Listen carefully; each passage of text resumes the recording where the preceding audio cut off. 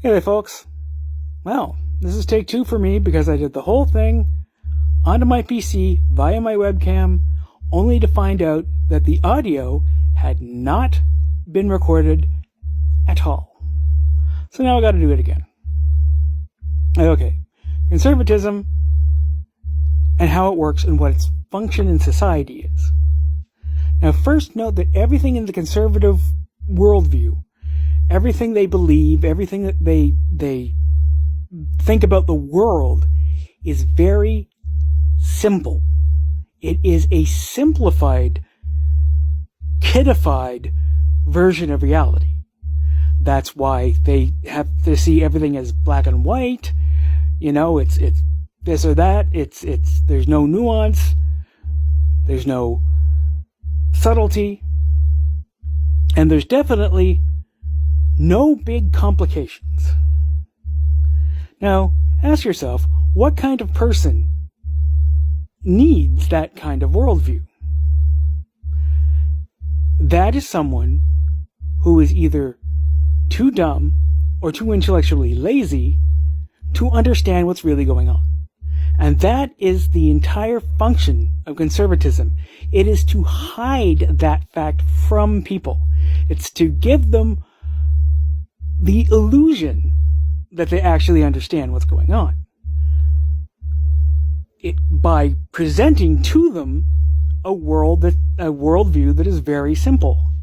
And to support the idea that anyone who says it's actually more complicated than that, and therefore threatens to reveal the fact to the conservative that they're just too dumb for the real thing, has to be the enemy. They have to attack anyone on the left or the right who says actually things are more complicated than that, because they either can't or won't do the thinking involved. And so they have to retreat into this alternate reality that they can understand, a version of the world that contains, enough truth to be plausible, but that just cuts the corners off, that just dumbs things down for them enough so that they can understand it and feel like competent democratic citizens. Because obviously, society has to hide the fact that these people are not smart enough to really understand what's going on from these people. Because it is in our society an absolutely unacceptable truth. All right? No way to handle that. Our society, every democratic society, is built on an egalitarian base that says that everybody has the right to an opinion and that everyone's opinion is roughly of equal weight, as demonstrated by the fact that everybody gets one vote.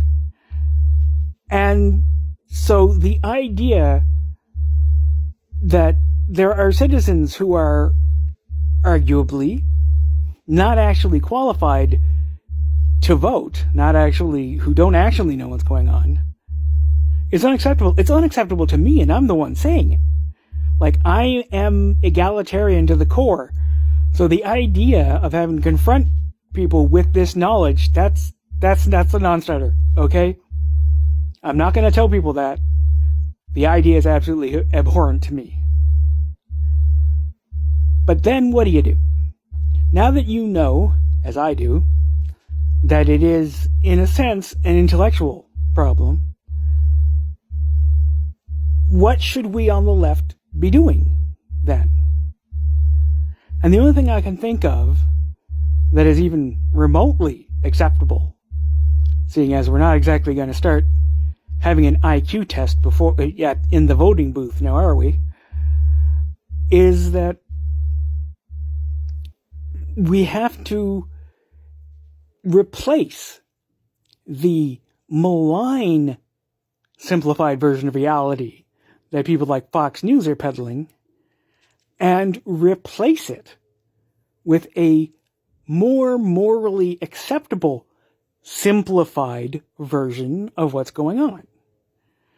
We have to be very, very careful to present this worldview to them in a way that is not condescending, patronizing, or accusatory, or condemning, or anything like that.